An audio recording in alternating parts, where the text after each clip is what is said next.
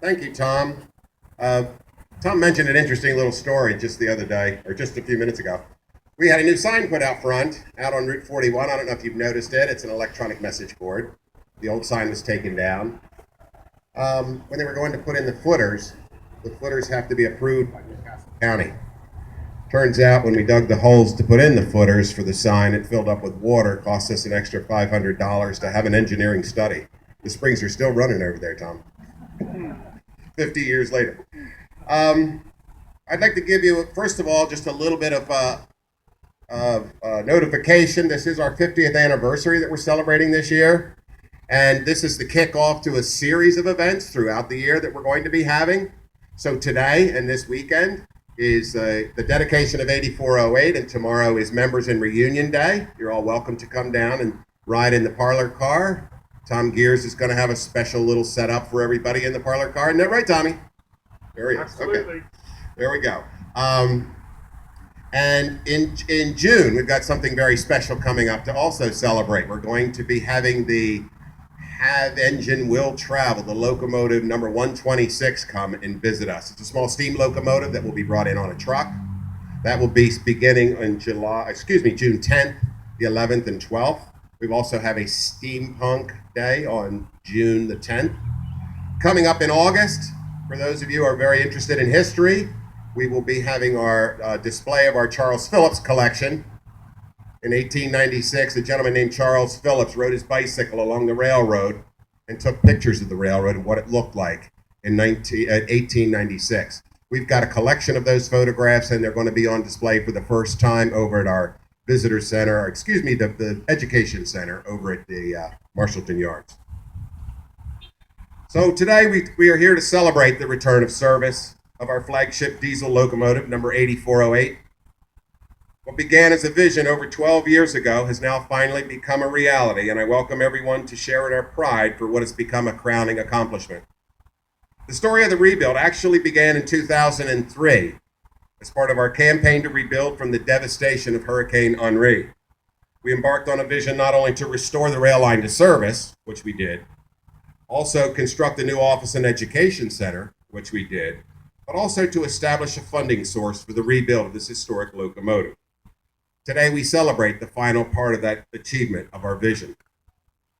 A little historical background about 8408. The B&O Railroad took delivery of 16 General Motors Electromotive Division SW1 diesel electric locomotives in August of 1940. They were numbered 200 to 215. These 600 horsepower, six-cylinder diesel locomotives provide 49,500 pounds of tractive effort. Including in this order was the number 208, serial number 1106, which you can see on the gold plaque on the side. The B&O renumbers its fleet of SW1 locomotives from the 200 series to the 8400 series in February in 1957.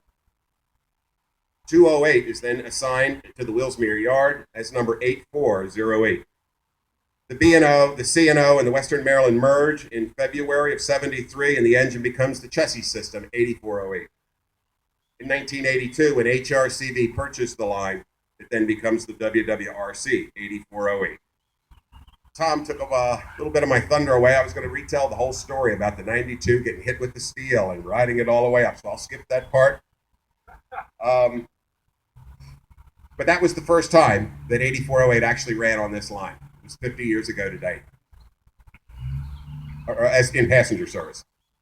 In 1972, when 92 and 98 were both out of service due to mechanical issues, again, Baltimore and Ohio, 8408 provided motive power for our celebration of the 100th anniversary of the construction of the railroad. In 1982, while still in chassis system paint, the 8408 was pusher service for 98 when HRCV celebrated the purchase of the Landenberg branch from the Baltimore and Ohio. On May 25th, 1991, HRCV celebrated the start of their 25 years of tourist operations, displaying the Wilmington and Western Railroad paint. No steam engines were available, so 8408 powered all of the trains through the Red Clay Creek that day. Red Clay Valley that day. HRCV board agrees to fund the authentic restoration of 8408 in May 2010. Meetings with McHugh Locomotive and Equipment Company outline a project that will totally restore the B&O chassis system WWRC 8408. In August of 2011, the cab windows are boarded up, all the exterior appliances are removed, and is shipped by the Wilmington and Western Railway Corporation to Norfolk Southern Morrisville Yard via the East Penn in the Brandywine Valley. It moves on its own trucks through Willsmere to the East Penn, where it's transferred up to the Norfolk Southern for delivery to McHugh Locomotive and Equipment, and upon delivery, McHugh starts its multi-year rebuild. In November of 2015, McHugh Locomotive and Equipment completes the restoration of 8408.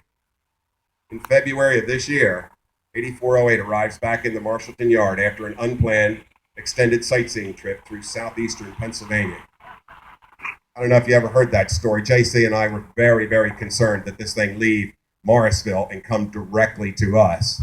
And we found out within a few hours that it was on its way to Pittsburgh.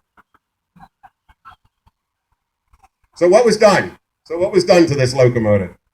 Well, you see, they've closed the doors, but you got a chance to see it a little bit earlier. The six-cylinder engine, the 567A engine, was replaced with a C-block engine. The air compressor was replaced, traction motors were reconditioned, the wheels were replaced, there was all new wiring, radiators rebuilt, main generator was rebuilt, the auxiliary generator was rebuilt, the interior of the cab refurbished, and the frame of the cab was completely rebuilt and heaters were now installed. Rough total cost of the project was about $450,000, but much of the work was donated by McHugh Locomotive and Equipment Company.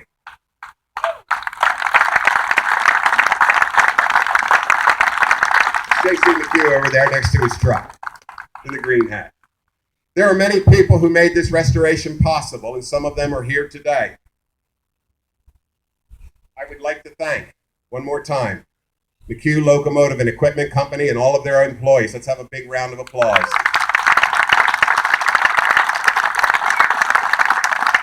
Great job, JC. Great job. The Board of Directors of Historic Red Clay Valley, the Brandywine Valley Railroad, the East Penn Railroad, Jack Doherty of Ben's Hydraulics, our friends at UTC, Frank Ursone, who provided the wheelwork for us, Jerry Tompkins at Summit Equipment Rentals, everyone who donated to the campaign to rebuild. And much of the historical content that I read today came from Bob Wilhelm's book, The Timeline, the WWRR Timeline.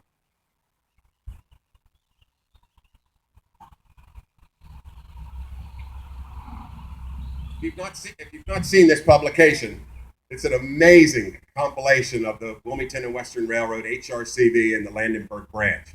These are being pre-ordered in the gift shop today. If you would like to order yourself a copy, you can do so before we depart on the 12:30 train or anytime today. The Timeline by Bob Wilhelm. Bob, where are you? Right. I'm way down there. Bob, I was way down there. Thanks to Bob Wilhelm for compiling this for our 50th anniversary.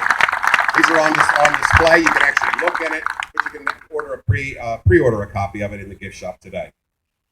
I would like Annie McHugh to come forward. We're going to actually place the Herald on the front of 8408 and officially declare it back in service.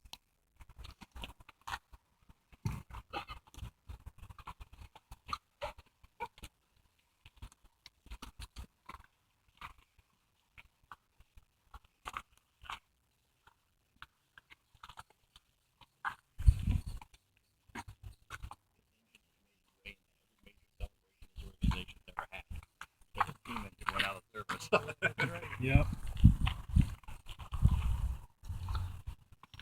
And the other thing is 98 of Kelly Field is copy of drug coverage. Every time it went out of service, it I was up to the officially damn drug declare 8408 back in service of the Wilmington Western Railroad, May 28, 2016.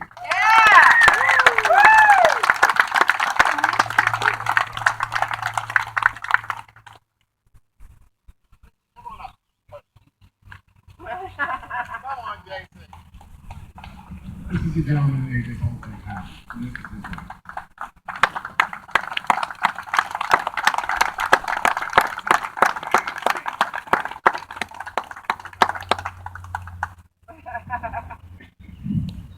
I want to thank you all for coming. Very shortly, I believe, we're going to fire up the locomotive. It's actually something very interesting to hear. It's quiet machine. And a great rebuild. Shortly we'll be firing the machine up. Before we leave, the first purchase is 12:30. Before we leave, we have a cake for the Carol. It's going to be down here by the station. There are a limited number of pieces of cake that you're welcome to. It's first come, first served. We're looking around like guarantee we probably won't be able to see everybody, but at least you'll be able to get the price of our cake. So we will be departing at 12:30 to our 90-minute round trip to the Baltimore picnic. Thank you all for coming today. It's great to see everyone here. It's a crowning achievement for all of us. So we're glad to be a part of it. Thank you.